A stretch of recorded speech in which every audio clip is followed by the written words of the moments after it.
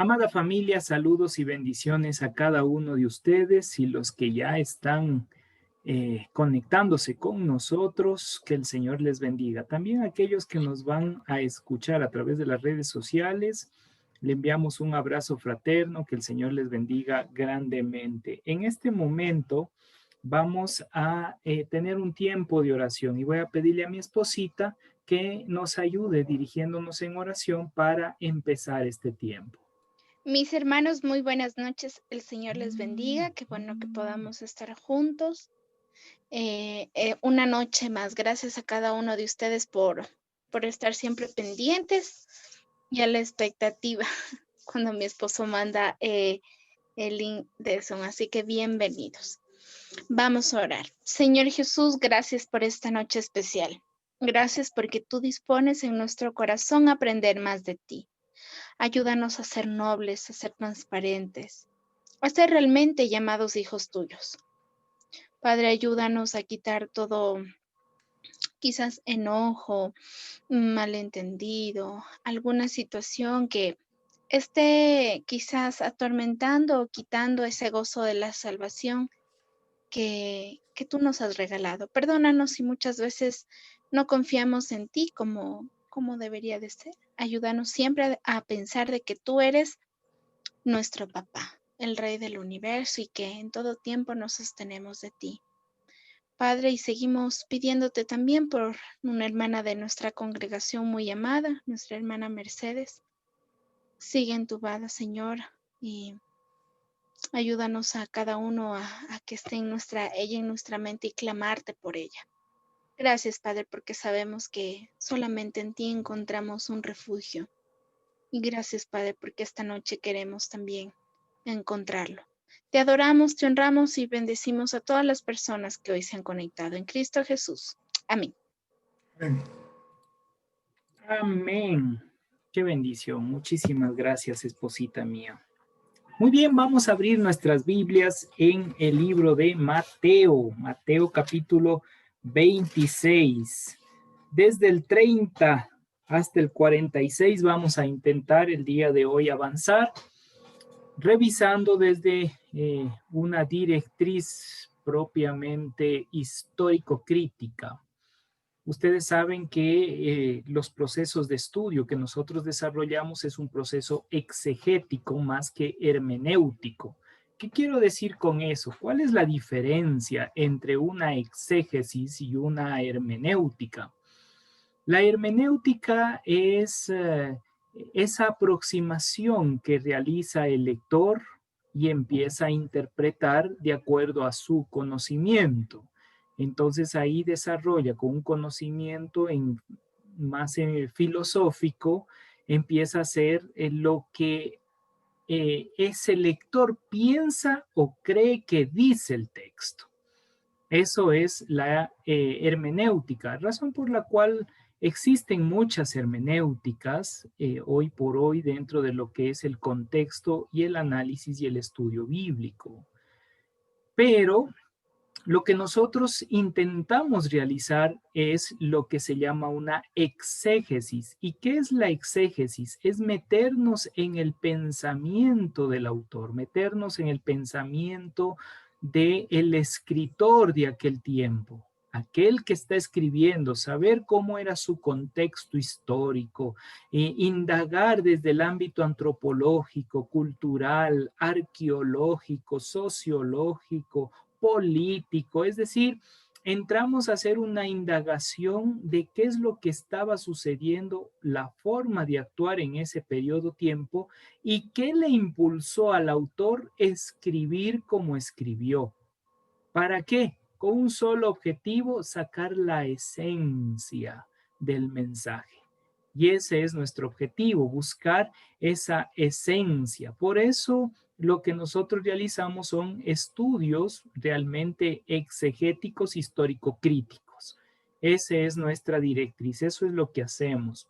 Por eso no nos inclinamos tanto a lo que es ya escritos teológicos propiamente del siglo desde el siglo IV en adelante, sino intentamos más bien enfocarnos qué estaba sucediendo en el pasaje y cómo se establece. Esa es la causa por la cual no nos metemos mucho a teología, sino que indagamos la teología histórica del texto. Eso es lo que nosotros realizamos, un poquito para darles a conocer dónde estamos nosotros ubicados en ese proceso. Muy bien, con eso, para que ustedes tengan un conocimiento de cuál es nuestra metodología y cómo nosotros estamos trabajando en este ámbito de estudio bíblico.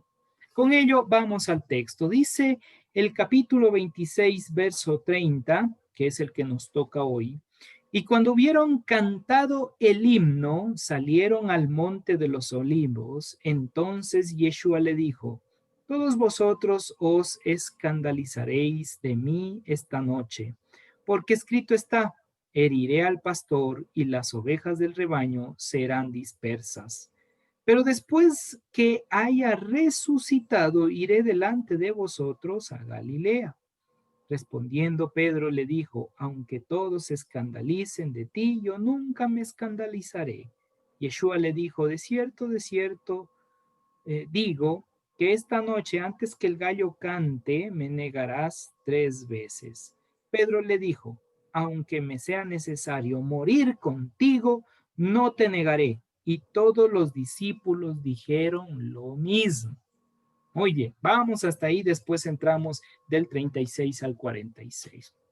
Dentro del contexto que ya hemos venido conversando, hemos venido dialogando en cuanto a la parte literaria, hemos visto primero ese complot que hubo para prender a Jesús, en donde vimos eso, el bien y el mal que se manifestaba de una manera clara, lo bueno y lo malo en ese aspecto. Luego vimos ese ungimiento en Betania, en donde una mujer le unge al Mesías justamente para ya su sepultura.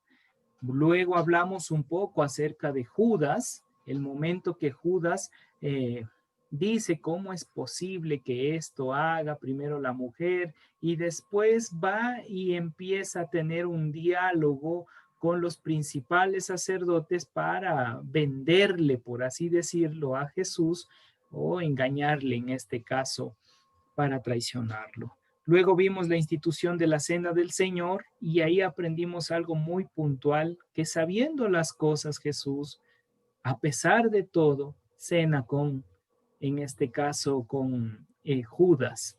Entonces vimos ese amor especial de Yeshua, que a pesar de cualquier cosa, a pesar de las circunstancias como se habían dado, él decide cenar, comer, tener esa Pascua aún estando presente Judas de Iscaria.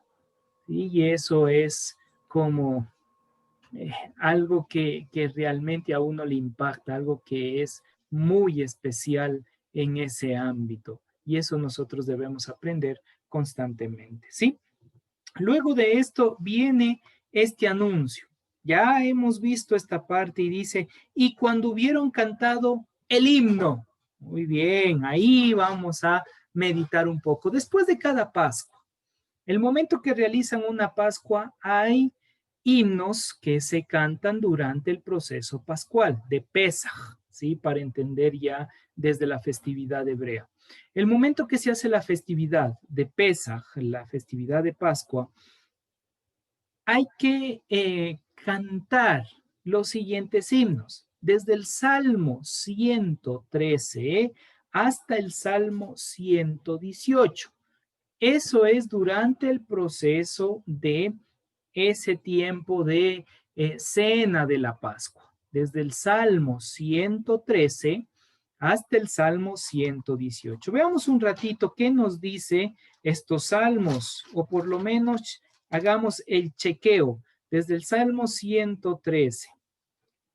Ahora imagínense si nosotros cantaríamos estos en el momento que hacemos la cena del Señor o ese recordatorio de la cena del Señor. Tendría un impacto muy interesante. En el Salmo 113 aparece una palabra que dice aleluya. Si ustedes revisan en la versión Reina Valera 1960, en la parte superior, junto donde dice Dios levanta al pobre, está el término aleluya. ¿Por qué? Porque estos himnos desde el 113, o estos salmos desde el 113 hasta el 118, son conocidos como los salmos a ley. A ley. ¿Y qué traduce eso? La palabra o es la raíz de aleluya, que es alabanza a Dios. Es decir, que son salmos de alabanza a Dios porque les libró de Egipto, ¿sí? Porque aún la palabra alei también traduce como ser libres de Egipto, ¿sí? Entonces ahí hay un punto muy importante de donde algunos dicen que esa palabrita dio origen para decir Dios nos ha librado de Egipto. Y ahí nace la palabra aleluya. Oiga, qué bonito, si es que es ese punto, porque hay discusiones en ese ámbito del origen de la palabra aleluya, pero si es ese origen, estaríamos diciendo que al decir aleluya, usted está diciendo la libertad está en mi alma, la libertad, la salvación está en mi ser, y yo voy y adoro por esa salvación obtenida, por esa salvación que me ha sido redimido. Y cuanto más en el momento de la cena pascual. Pesa. Entonces ahí está el Salmo 113, cuando usted tenga la oportunidad, léalo. Salmo 114, ahí dice claramente, cuando salió Israel de Egipto, la casa de Jacob del pueblo extranjero, Judá vino a ser santuario e Israel su señorío. ¿Si ven cómo empieza eso? Veamos el 115. Me encanta el 115, especialmente del verso 3 al 8. Si ustedes pueden leerlo, tengan ese tiempito. Dice el verso del 3 al 8. Nuestro Elohim está en los cielos. Todo lo que quiso ha hecho. Los ídolos de ellos son plata y oro, obra de manos de hombre. Tienen boca, mas no hablan. Tienen ojos, mas no ven. Orejas tienen, mas no oyen. Tienen narices, mas no huelen. Manos tienen, mas no palpan. Tienen pies, mas no andan. No hablan con sus gargantas. Semejantes a ellos son los que lo hacen, y cualquiera que confíe en ellos. Y ahí ustedes pueden ir revisando, en el cual hace referencia a los textos más adelante que tuvieron libertad de ellos. El capítulo 116, miren cómo inicia el verso 1. Amó Yahweh, amo a Yahweh, pues ha oído mi voz y mi súplica. ¿Qué dicen algunos autores acerca de este salmo? Hace referencia que todos los israelitas en el momento que estuvieron saliendo, todos vieron la mano del Señor presente y dijeron, por esto amamos al Señor, porque nos ha librado, nos ha guardado y nos cuidará en el proceso, en medio de la angustia. Y el 117 es chiquitito, oiga. Este es el texto más chiquitito. ¿Cuántos versos tiene? Tiene 2. Enorme ese capítulo, ¿no? 117. Dice, alabad a Yahvé, naciones todas, pueblos todos, alabadle, porque ha engrandecido sobre nosotros sus rajamín, sus bondades inmerecidas, y la fidelidad, la emunati de Yahvé es para siempre. Aleluya. ¿Sí ven cómo termina? Aunque las dos palabras, alabadle y aleluya, tienen la misma raíz. Entonces ahí es algo muy, muy especial. Y el 118, que ahí da toda una historia muy linda acerca de nuestro Dios. Pero si usted puede revisar 118, el 26, dice lo siguiente. Bendito el que viene en el nombre de Yahvé. Desde la casa de Yahvé os bendecimos. Es muy interesante. Todo eso tiene una explicación muy profunda, pero no vamos a enfocarnos hoy en eso. Volvamos al texto, al Mateo capítulo 26, verso 30, que estamos revisando en este momento. ¿Sí? ¿Y qué nos dicen? Y cuando hubieron cantado el himno, es decir, cualquiera de esos, o incluso todos, desde el 113 hasta el 118, que era costumbre en Pesaj, Pascua, realizarlo, entonces en eso es lo que ellos hicieron. Terminan estas alabanzas, terminan como ese proceso de adoración al Señor porque fueron librados de los momentos más difíciles, ese proceso porque fueron libertos de una esclavitud muy grande, salen de Pesaj, salen de Pascua, de la cena pascual, y en ese momento hay algo que sucede. Salen al monte de los olivos. Y dice, entonces Yeshua les dijo, qué duro las palabras que vienen a continuación. Todos vosotros os escandalizaréis de mí esta noche. Es como que les iba preparando el terreno. Ojo, pero ya había dicho algo que ya fue un escándalo anteriormente en la cena. Y que era uno de ustedes me va a traicionar.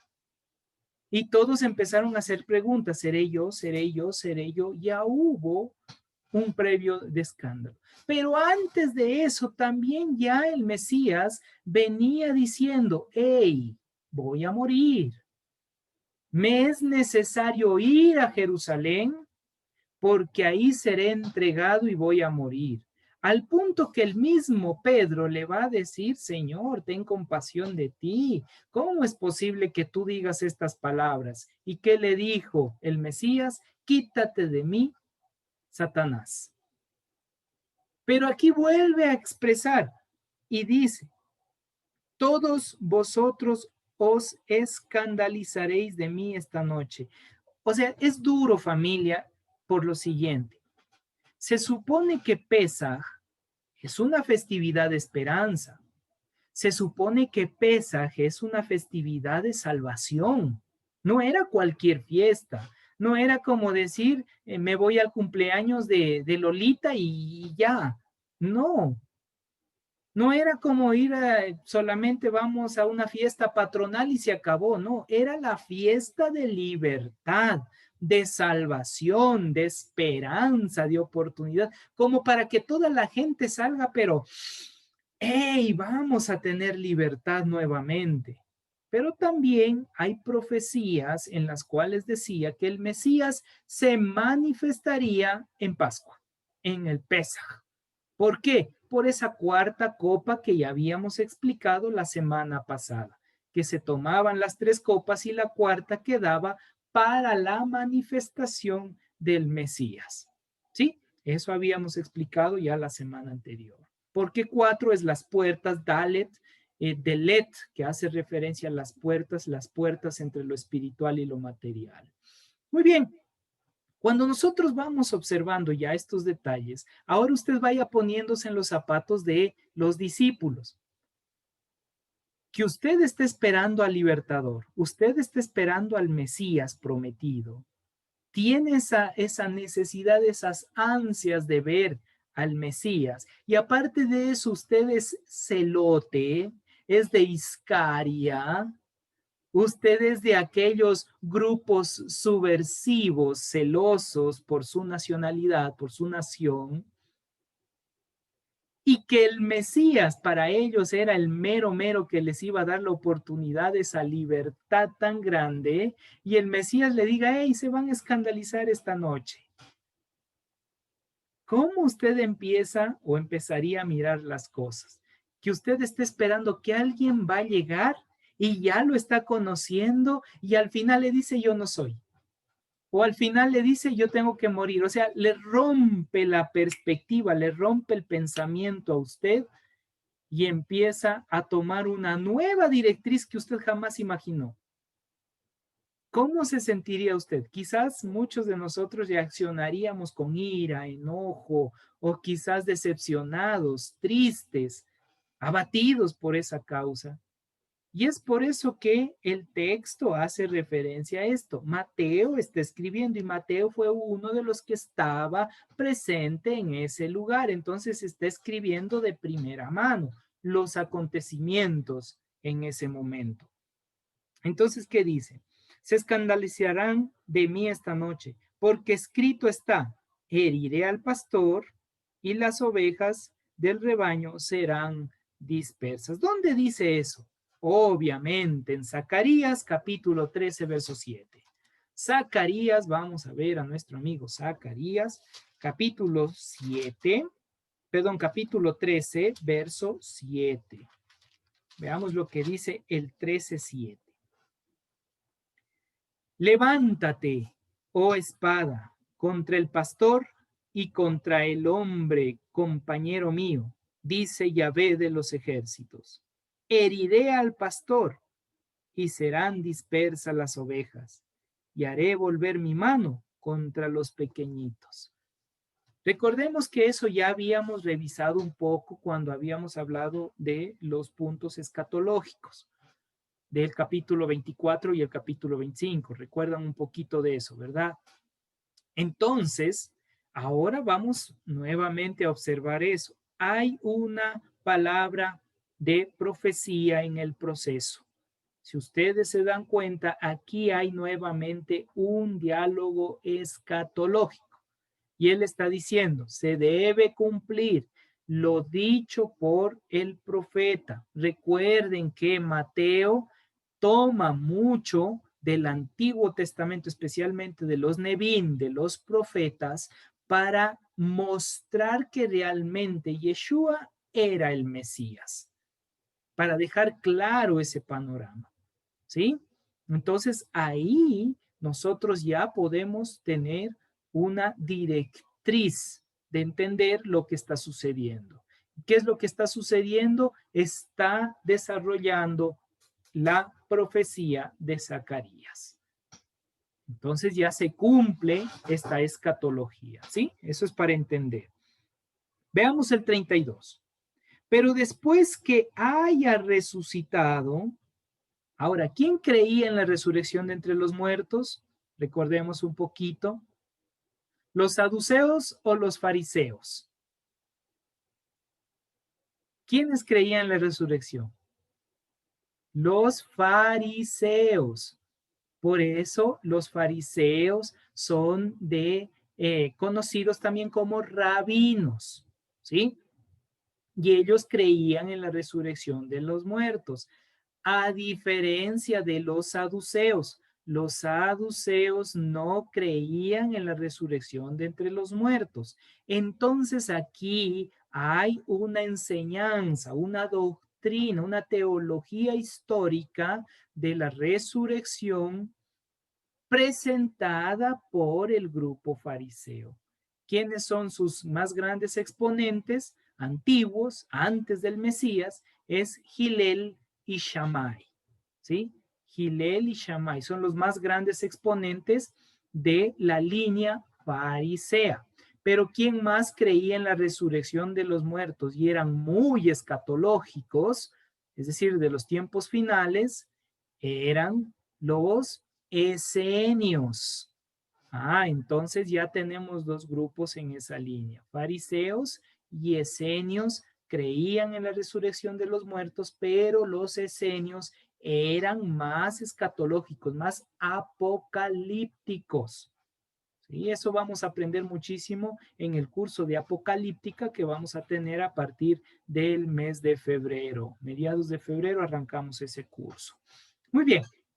Entonces ya con esto vemos que se está cumpliendo un proceso y dice, pero después, es como decir, ok, ahí se van a escandalizar ustedes, se va a cumplir lo que dijo Zacarías, pero después de la resurrección, iré delante de vosotros a Galilea. ¿Por qué no dijo, yo me manifestaré en Jerusalén? ¿Por qué a Galilea? Y aquí dicen algunos sabios, dicen, Galilea era un lugar espiritual muy especial. E incluso en los tiempos del Mesías se levantaron muchos sabios en Galilea. Por tanto, si alguien resucitaba y su alma se manifestaba, era porque era un sabio dirigido por el Señor, un santo dicho en estos tiempos, que su alma era un alma justa, los sadik en Galilea. Entonces ellos tenían muy claro ese panorama y está diciendo, yo estaré delante de ustedes, pero ¿dónde va a ser mi manifestación plena después de la muerte, en la resurrección? Va a ser allí, justamente en Galilea, donde empezó todo el proceso del ministerio del Mesías. Y de ahí va a arrancar hacia adelante luego con los apóstoles y después con Pablo, que Pablo, Shaul Catán, va a ser el que propiamente establece cosas muy puntuales de la resurrección del Mesías. Muy bien, continuamos. Dice, ahora miren quién entra en escena. ¿Quién está presente ahí? Está Pedro. Pedro está ahí presente. Kefas, que es el nombre. ¿Sí? Respondiendo Kefa, le dijo, aunque todos se escandalicen de ti, yo nunca me escandalizaré. Como que eh, él, bien decía un amigo pastor, respondía sin entender la pregunta, ¿no? Él se adelantaba y algunos de nosotros creo que somos así. Nos adelantamos al proceso y después intentamos entender qué nos preguntaron o qué mismo era de hacer, pero ya lo hice. No sé cómo era, pero ahí está. Y aquí aparece una vez más Pedro, Kefa.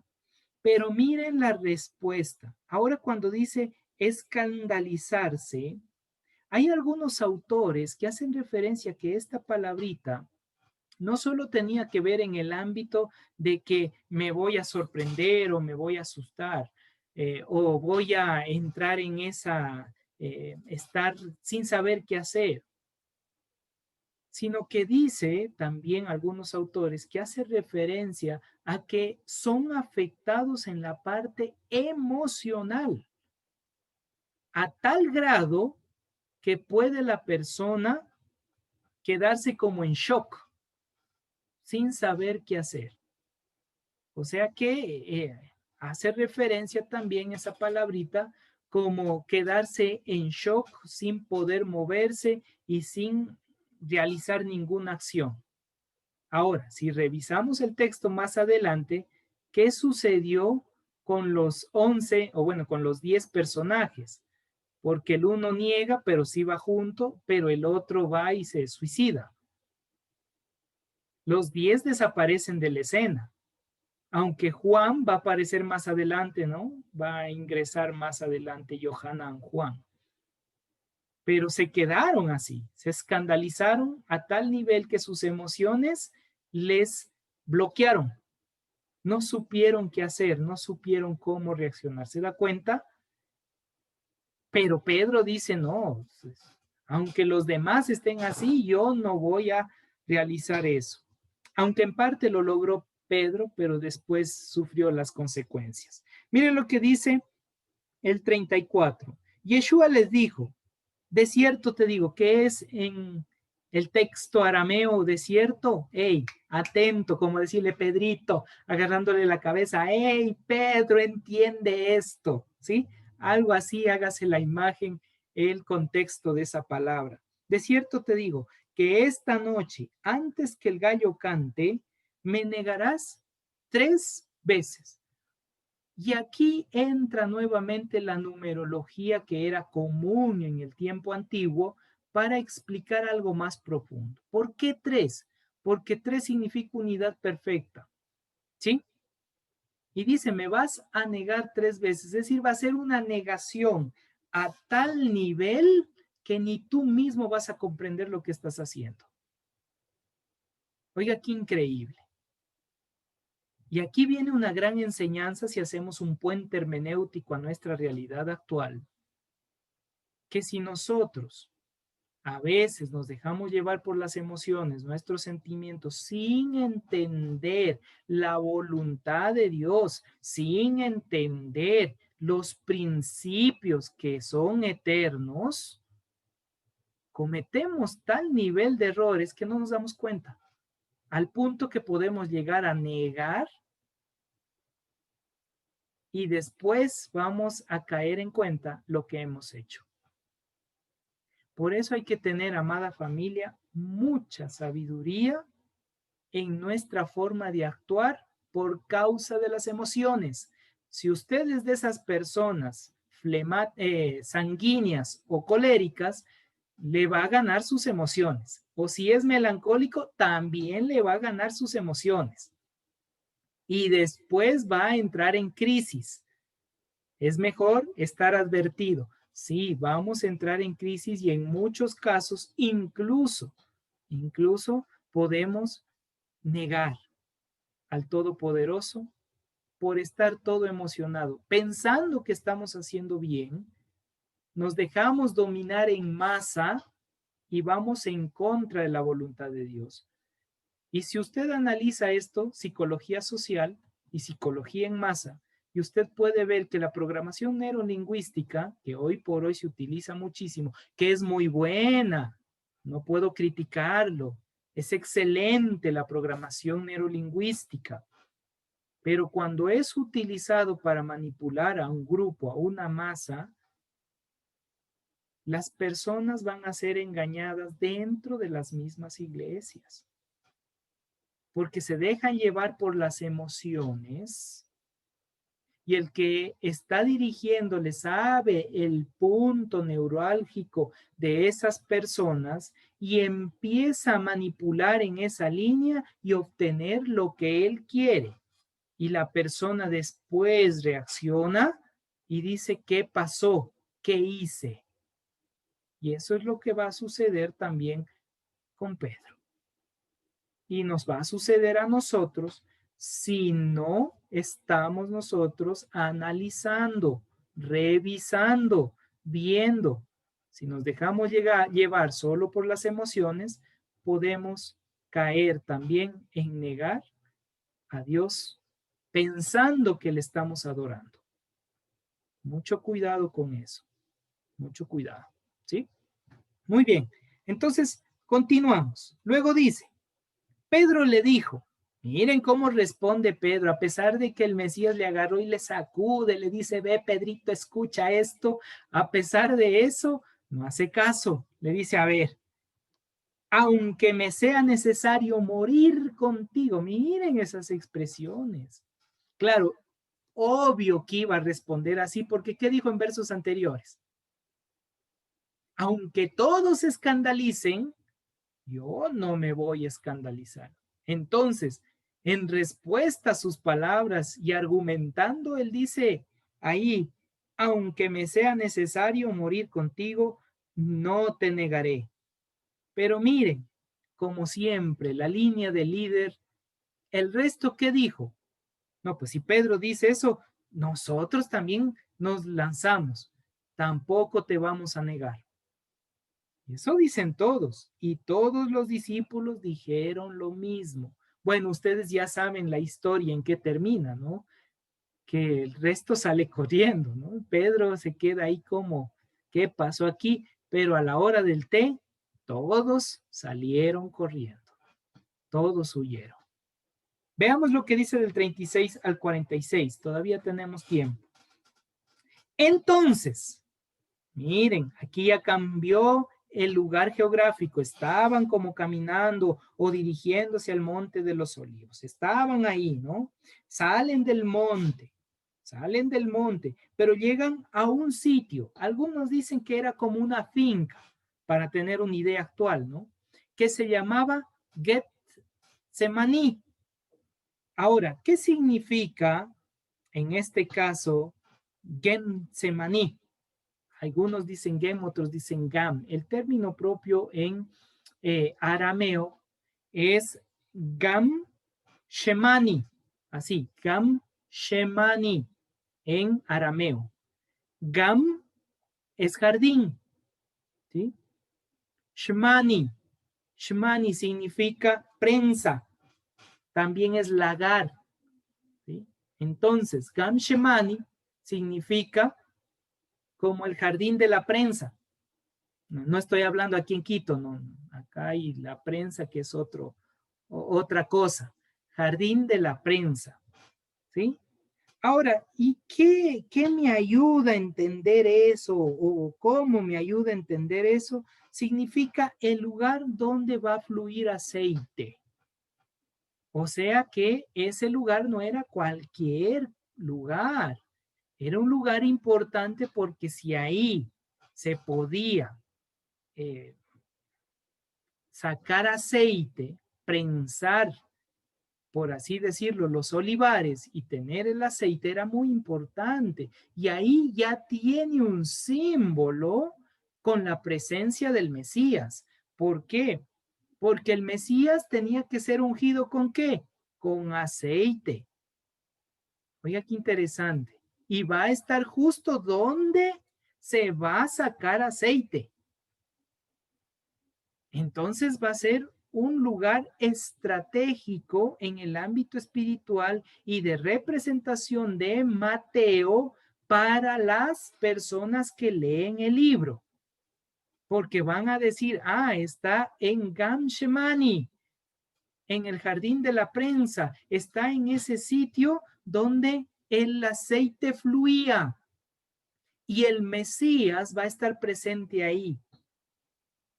Pero ahí es donde el Mesías va a depositar su alma. Ya vamos a explicar esto, ¿sí?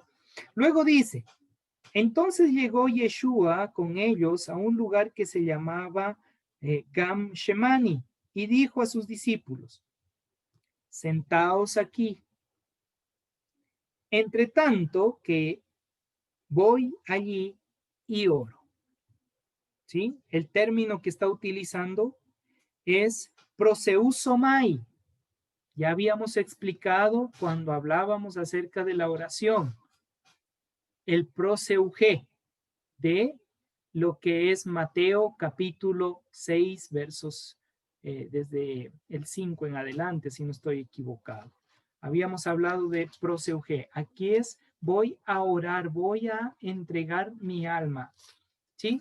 Entonces, recordemos un poquito lo que aparece en el capítulo 6, verso 5, la oración.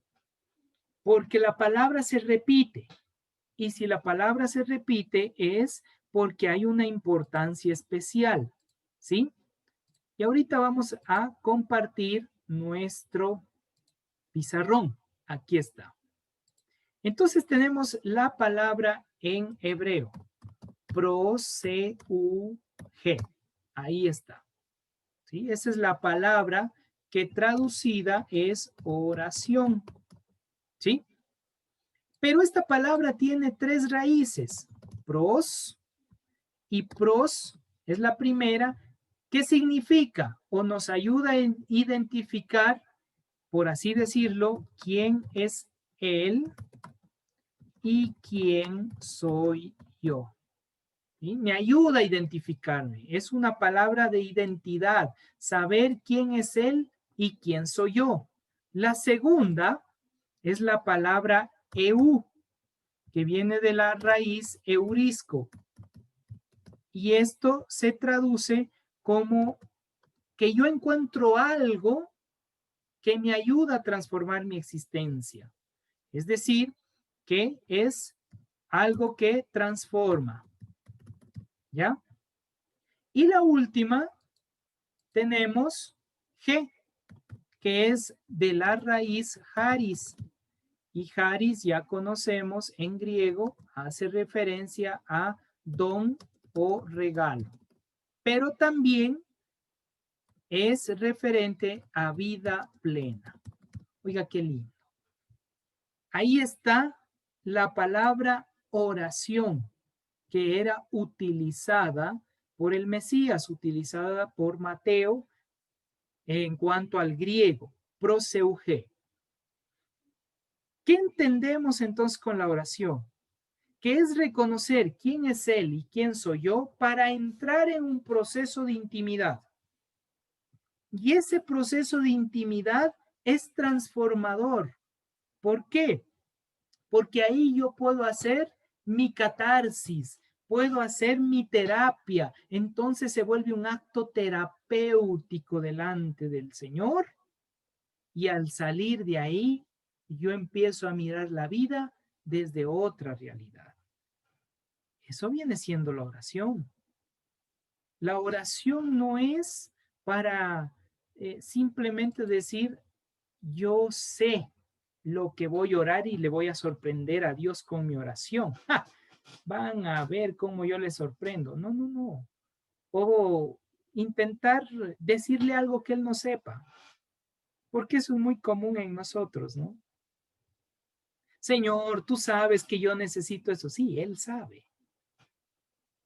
Ayúdame, estoy necesitado de esto. Sí, él sabe de antemano. Pero no le sorprendemos a Dios con nuestras oraciones. Y como dice un pastor amigo, ni tampoco le asustamos al diablo.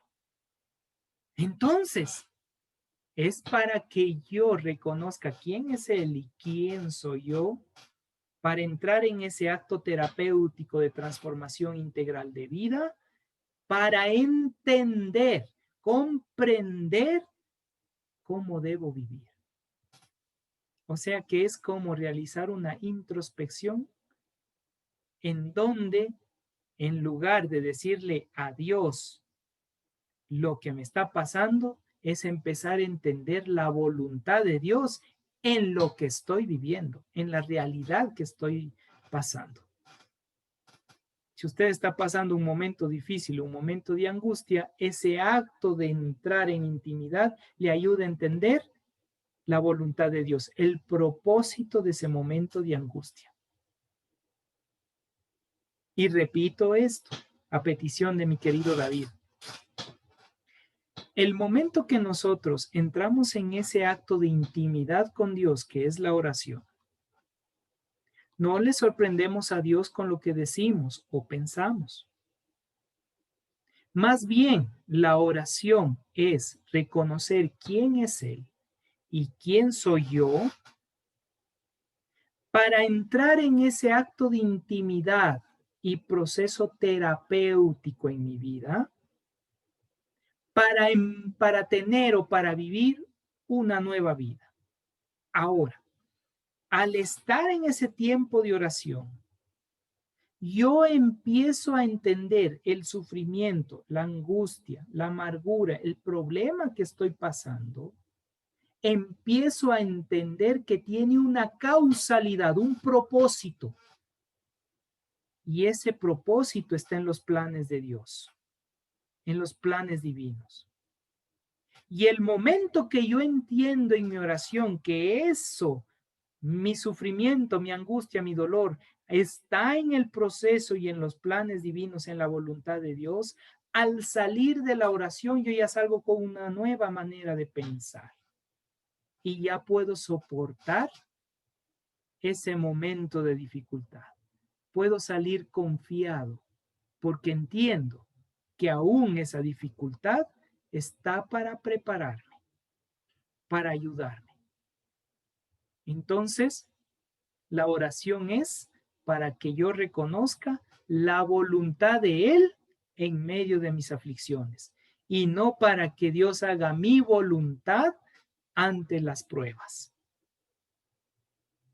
Es la gran diferencia en la oración. Por eso es importante esta palabra. Oró aquí en el capítulo 26, verso 36.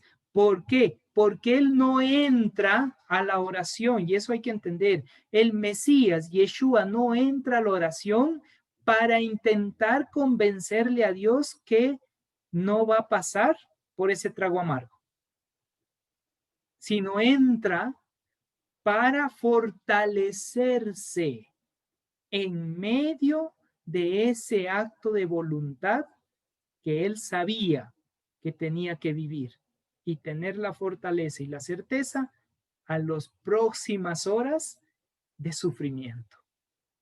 Oiga, qué lindo. Ahí se entiende claramente y uno dice, wow, qué increíble. pero vamos a ver la realidad en el proceso. Dice, y tomando a Pedro y a los dos hijos de Zebedeo. ¿Cuáles eran los dos hijos de Zebedeo? O famosos hijos del trueno. Jacobo es uno, ¿no? ¿Sí? Y el otro Juan. Ahí está. Muy bien. Ahora, es interesante que algunos autores dicen que estos tres personajes probablemente eran los mismos tres personajes que aparecen en la transfiguración.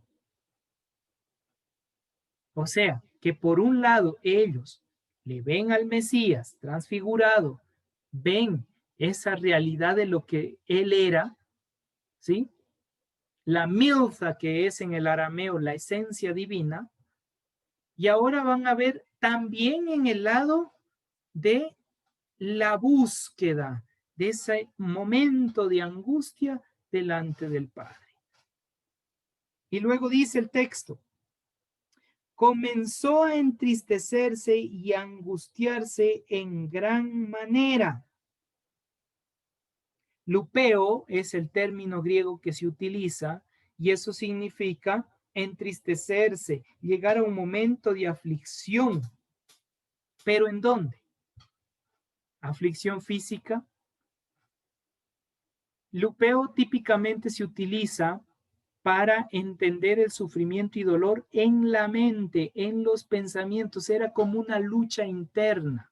Y entra en ese sufrimiento de lucha interna. No sé si usted en algún momento ha pasado eso. Sabe que tiene que hacer algo, pero algo dentro de usted le dice no lo hagas. Y empieza esa lucha, pero esto le llévele a niveles mega altos porque depende toda la salvación del mundo de eso. De usted entrar en ese diálogo. Quizás nuestros pensamientos, esas luchas que tenemos, es sobre si el gato se va o se queda en la casa y empieza la lucha. ¿Sí? Pero en este caso es la salvación de la humanidad completa, no solo de ese periodo de tiempo, sino del resto de las generaciones venideras. Y esa lucha interna, dice el griego, ojo, aquí estoy utilizando palabra griega, ese lupeo que hace referencia a una aflicción o sufrimiento de la mente.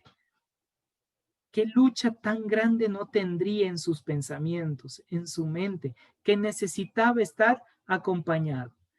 Dígame usted si no es verdad mi expresión siguiente. Nos atolondramos cuando tenemos problemas directamente que nuestra mente está pensando mucho. Y llega un momento en que no tomamos decisiones, nos bloqueamos. ¿Sí o no que llegue ese punto? ¿Ya? Y así empieza esto. Él empieza a entristecerse, es como que está empezando a bloquearse, es como que dice, hago, no hago, ¿qué me toca hacer? ¿Cuál va a ser mi camino próximo? Es como que entra en ese problema, lupeo, ese problema en sus pensamientos. Sí, así es, mi querida Jackie. Ahí es cuando empieza un nivel tan alto que empieza a sudar gotas de sangre. Que ya vamos a ver un poquito más adelante eso. Muy bien, continuemos. Dice que se angustia en gran manera. 38. Entonces Yeshua dijo, mi alma está muy triste. ¿Sí? Perilupos es el término griego, por si acaso. Demasiado triste, muy congojada sería la palabra, muy angustiada, al punto de no saber qué hacer. Mis pensamientos están tan aturdidos que mi alma está pero tan mal. Oiga, este texto, cuando uno está pasando momentos difíciles, nos ayuda a tener fortaleza. Porque el mismo Mesías, con todo el conocimiento de las Sagradas Escrituras, la milza, la esencia divina en él, llegó a ese nivel de aturdirse, llegó a ese nivel de entrar en un dolor tan grande. pero Él nos va a dar una clave aquí para salir de ese conflicto. Miren lo que dice. Mi alma está muy triste hasta la muerte. Quedaos aquí y velad conmigo. Hay un punto muy importante en ese momento de sufrimiento y caos que estemos viviendo. Busquemos ayuda, alguien que empiece a orar por nosotros. Ahí hay un tips que nos ayuda. Aún el Mesías buscó 3 y dijo, por favor, velen conmigo. Estén conmigo este momento porque necesito su compañía. Y si alguien le pide oración porque su alma está triste o están pasando un momento muy difícil, acompañémosle. Acompañémosle a esa persona. No le dejemos solos. Aunque aquí el proceso se vira la tortilla, vamos a ver 39. Yendo un poco más adelante, él se postra sobre su rostro, orando y diciendo, Padre mío, si es posible, ojo, lo que habíamos hablado anteriormente en cuanto a la oración que tiene que ver con ese acto de entender la voluntad del Todopoderoso. Si es posible, pasa de mí esta copa. Ahora, recordemos la 4ª copa de Pesa, por eso Pascua está previa, para ir entendiendo detalles como estos desde la perspectiva matiana. Si la 4ª copa era la manifestación del Mesías, el Mesías tenía que tomar esa 4ª copa para la manifestación, para la libertad, para esa plenitud propiamente. ¿Qué dice? Pasa de mí esta copa. No quiero en ninguna parte. Quiero que mis expresiones, no quiero que sean distorsionadas. Pero aquí el Mesías, vemos nosotros que entra en ese acto de introspección, acto terapéutico en el momento de oración. ¿Qué reconoce primerito? Conforme a la palabra proseuge, al Padre. ¿Y qué le dice? Padre mío. Si habíamos visto que primero necesitaba compañía, ahora empieza el proceso de saber quién es realmente Dios en mi vida. Cuando nosotros estamos pasando por momentos difíciles, momentos duros, debemos reconocer quién es Él en nuestra vida. Hay una petición de por medio. Dice, si es posible, eso significa hágase tu voluntad en el cielo como en la tierra. ¿Recuerdan? Ahí dice, si es posible, es decir, sea tu voluntad, no la mía. Pasa de mí esta copa. Pero no sea como yo quiero, sino como tú. Esa es la infinita voluntad del Señor. Y hay algo interesante, no sea mi voluntad, como yo quiero, sino que sea como tú lo deseas. Pregunta retórica.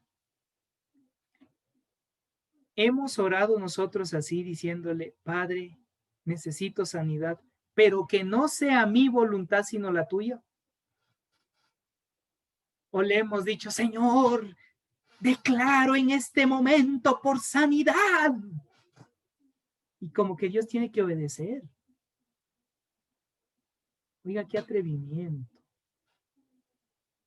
El mismo Mesías dice, sea tu voluntad y hágase conforme a lo que tú deseas, no a lo que yo dispongo. Por eso, familia, siempre les voy a pedir con sabiduría, tomen mis palabras. Nosotros no podemos obligarle a Dios que haga algo y decirle, o yo declaro, o yo hago esto o aquello, y en este momento tiene que ser. Es la voluntad de Dios, familia. A mí me ha tocado casos he tenido que orar por sanidad y la persona se ha muerto. Claro, quizás las personas a mi alrededor hubiesen dicho, mejor no le llamábamos al pastor. Quizás así va a vivir un poquito más. Pero me ha sucedido esas cosas. Y por eso he entendido en la práctica ministerial, pastoral, que no se trata aún de lo que nosotros como pastores digamos, declaremos o estemos ahí exigiéndole.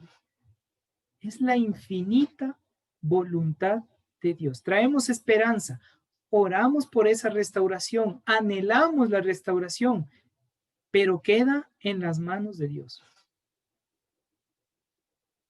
La esperanza está presente. Ahora, ¿por qué las personas sufren y tienen miedo a morir por alguna enfermedad?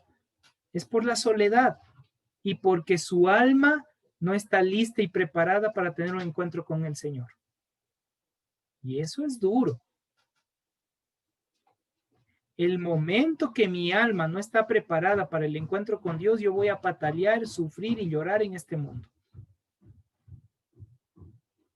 Y si yo como familiar sé que la persona que está enferma, que es de mi familia, está a punto de morir, obviamente tengo angustia, dolor y tristeza, porque probablemente entiendo por el acto de vivir de esa persona cuál va a ser su eternidad. Y ahí sufrimos, ahí queremos volvernos dioses. Por eso, familia, nosotros, nuestras oraciones ni le sorprende a Dios, ni le asusta al diablo. Es para que entendamos la infinita voluntad de Él. Por eso aquí clarito nos dice, pero no sea como yo quiero, sino como tú. Entonces, cuando oremos al Padre, debemos entender cuál es el propósito de mi oración. Hubo un rabino, estuve escuchándole a un rabino de los Estados Unidos, que dijo lo siguiente y me llamó la atención. Dijo de esta manera, hablando sobre la oración, en este caso lo que es tefilá, ¿sí? Que es orar también en hebreo. Pero la raíz significa como juzgarme a mí mismo. Entonces él decía, cuando yo voy a orar, júzgate lo que estás diciendo, júzgate a ti mismo. ¿Para qué? Poniendo el ejemplo, Dios mío, quiero un carro. ¿Pero para qué quieres el carro? Porque mi vecino se compró el carro último modelo y yo quiero el mejor, pues. Ya la intención de la oración está mal. Ok, porque yo quiero con este carro servir a los demás. Ok, ¿y para qué quieres servir? Tú dices comprar el carro para servir. ¿Y para qué quieres servir?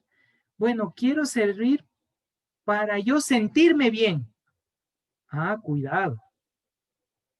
Si es solo para sentirte bien, entonces también ya estamos yendo mal en nuestra petición. Por eso el libro de Santiago dice, ustedes piden y piden mal. ¿Se da cuenta? Entonces cuando oramos, va en esa directriz de ir revisando el por qué. Y como íbamos hablando en esa línea de enfermedad y muerte, ¿para qué quieres que se sane la persona? Yo me diría, pastor, hasta la pregunta está de más, porque quiero que esté viva. Sí, pero ¿para qué quieres que esté vivo o viva? Porque no he tenido tiempo de decirle que la amo. Ah, ya va tomando forma esa oración. Hay un sentimiento de culpa de antemano. ¿Se da cuenta? Porque quiero compartir más tiempo con esa persona. ¿Y para qué quieres compartir más tiempo con esa persona? Porque no quiero estar solo. Ah, ya hay una razón, una causa de soledad. ¿Se da cuenta? Esas líneas debemos entender en nuestra oración y eso es lo que nos lleva la oración del Mesías. ¿Por qué queremos nosotros pasar una prueba, una dificultad? ¿Para qué? ¿Cuál es el propósito? Por eso entramos a la oración y empezamos el proceso terapéutico de restauración, de renovación de mi mente, de mis pensamientos, de mis actos, con un propósito claro. Y el momento que soy claro y digo, ok, Dios, este realmente es lo que deseo, se va a cumplir su oración. ¿Entendemos el punto? ¿Sí? Por eso Santiago dice, piden y pedimos mal. Luego dice el 40, vino luego a sus discípulos y los halló durmiendo y dijo a Kefas, ¿así que no habéis podido velar conmigo una hora? ¿Una hora? Velad y orad para que no entréis en tentación. El espíritu a la verdad está dispuesto, pero la carne es débil. No hay mucho que explicar aquí, no hay mucho que comentar. Si estamos velando y estamos en oración, en ese proceso de introspección constante, en ese proceso de mirar dentro de nosotros para un cambio profundo en nuestra vida, no vamos a entrar en tentación. ¿Por qué? Porque usted llega a la oración y mientras le está diciendo, Padre, hoy hice malas cosas, hoy cometí errores, hoy pequé delante de ti. Hay un proceso de limpieza, un proceso de restauración. Y ahí es cuando usted empieza a cambiar. Por eso, la salvación es cambio de vida. La salvación es transformación integral de vida. Si usted dice ser salvo, pero su vida sigue siendo la misma cosa, usted no ha experimentado la salvación. No está viviendo la salvación.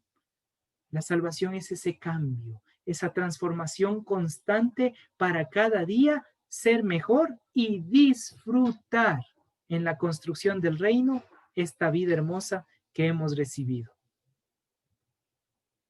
El espíritu a la verdad está dispuesto, pero la carne es débil.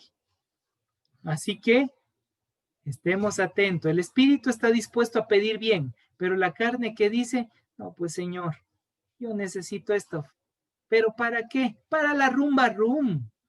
Cuidado, cuidado con esos detalles. ¿Sí, familia? Dice el 42. Otra vez fue y lloró por segunda vez diciendo, Padre mío, no se puede pasar de mí esta copa, sino que yo beba, hágase tu voluntad. Aquí sí es claro, ¿no? La segunda vez, hágase tu voluntad. Lo mismo que hizo referencia en el Padre Nuestro. Hágase tu voluntad. Vino otra vez y los halló durmiendo porque los ojos de ellos estaban cansados de sueños. Aquí hay una clave, aquí hay un misterio. Ojos de ellos estaban cansados, estaban cargados de sueño. Pero ¿qué son los ojos? Son los portales del alma. No lo digo yo, esto lo realizan algunos sabios, Yehudín, cuando hacen referencia a los ojos, es ayin, ojo, es mirar profundamente cómo está el alma. Y el alma de ellos estaba cargada.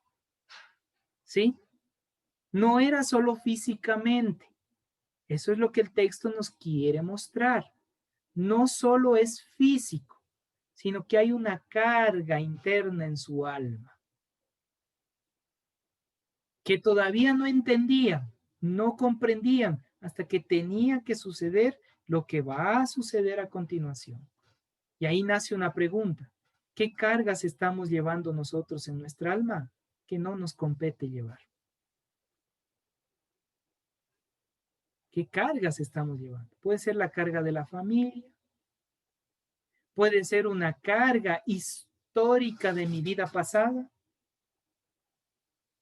una carga desde que yo era pequeñito y siempre me decían de todo y mi alma no está lista para abrir el entendimiento y transformar, cambiar, ser nueva criatura. Empiecen a hacer o empecemos juntos a hacer esa introspección diaria. Vaya a ser que algo nos está deteniendo y hagamos como Pedro, pensando que estamos haciendo lo correcto, vamos a ir y negar al Mesías. Tengamos sabiduría en eso. Veamos el 44. Y dejándolo se fue de nuevo y oró por tercera vez diciendo las mismas palabras. 3 veces, unidad plena. Es como decir, Padre, por 3 ocasiones te he pedido. Hay otro que también dijo lo mismo. Se llama Pablo. Te he pedido por 3 veces sobre este aguijón en la carne. Y entonces el número 3 no es que haya sido 3 propiamente, sino que está diciendo, te he pedido en toda la plenitud de mi clamor. Esto, pero ya veo, ya observo que tu camino está en otra directriz. O sea, he entendido cuál es el propósito. He llegado a ese nivel de plenitud de comprender tu voluntad, tu propósito especial sobre mi vida. Y es por eso que viene a continuación. Entonces vino a sus discípulos y les dijo, dormid ya y descansad. He aquí ha llegado la hora y el Hijo del Hombre es entregado en mano de los pecadores. Levantaos, vamos, ved, se acerca el que me entrega. ¿Sí se da cuenta que ahí hay una contradicción? ¿Le revisó? Fíjese, ¿dónde está el punto de quiebre? Entonces vino a sus discípulos y dijo, dormid ya. ¿Y qué hace usted como discípulo? Vamos a la ruca. Pero miren el 46, levantaos. O sea, ¿de qué me está hablando? O duermo o me levanto. ¿Recuerdan ese misterio que estaba o que vimos en el verso anterior? Que estaban los ojos cargados de sueño y es su alma. ¿Qué le dice? Su alma puede descansar ya. Su alma puede descansar porque ahora viene el proceso de redención integral al que fui llamado para que sus almas sean libres. Oiga, qué hermoso. Ahora sí su alma puede descansar. ¿Descansar en quién? En el Mesías. Pero físicamente, levantémonos. Viene el que me entrega. ¿Se dio cuenta? Ahí entendemos el texto. Si no, usted diría, pero ¿por qué hay esa contradicción? Dice, duerme y vuelta, levántate. Es por esta causa. Porque Mateo está escribiendo también en ese ámbito espiritual. Así que estemos atentos, familia. Como decir, tu alma puede descansar, pero ¿en dónde? En las manos del Mesías, en las enseñanzas del Mesías, del Todopoderoso. Y lo que viene a continuación lo va a hacer en el ámbito físico, para una regeneración en el ámbito espiritual. Esto y muchas cosas más lo vamos a seguir analizando la próxima semana a esta misma hora y por este mismo canal, cuando hablemos del arresto del Mesías. Y después vamos a analizar históricamente ese encuentro ante el concilio. ¿Qué hacía referencia? ¿Quiénes estaban presentes? ¿Por qué se reunían de esa forma? ¿Por qué le arrestaron al Mesías de una manera a escondidas y en la noche? Bueno, en este caso en la madrugada. Todos esos detalles vamos a estar analizándoles la próxima semana aquí en su canal. Ya aparezco como esos de la televisión. Familia, qué hermoso saber lo que el Mesías nos ha enseñado hoy, que cuando estemos pasando momentos de dificultad, momentos duros, no vamos a sorprenderle a Dios con nuestras oraciones. Vamos a entrar a entender la voluntad del Señor hasta llegar a esa plenitud 3 veces, que es plenitud para decir, ya entendí cuál es tu voluntad. Sigo adelante. Sigo en ti.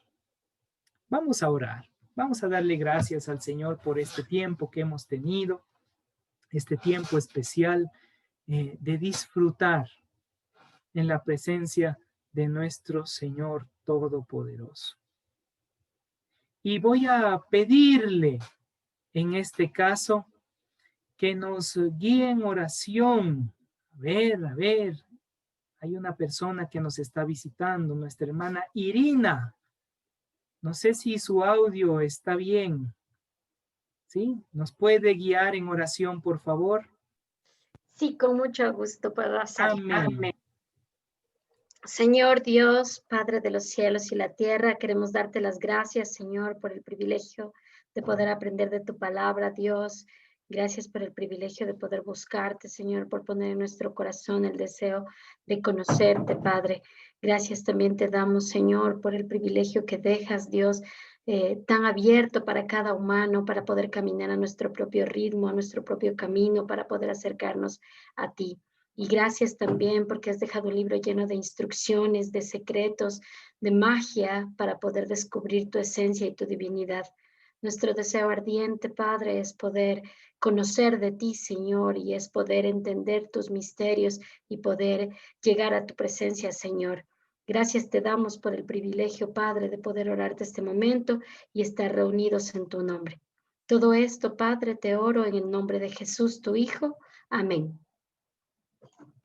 Amén y amén. Que el Señor les bendiga grandemente. Recuerden, amada familia, las personas de nuestra iglesia, el día de mañana, 6 de la mañana, nos reunimos para el tiempo de oración, así que están cordialmente obligados a estar presentes.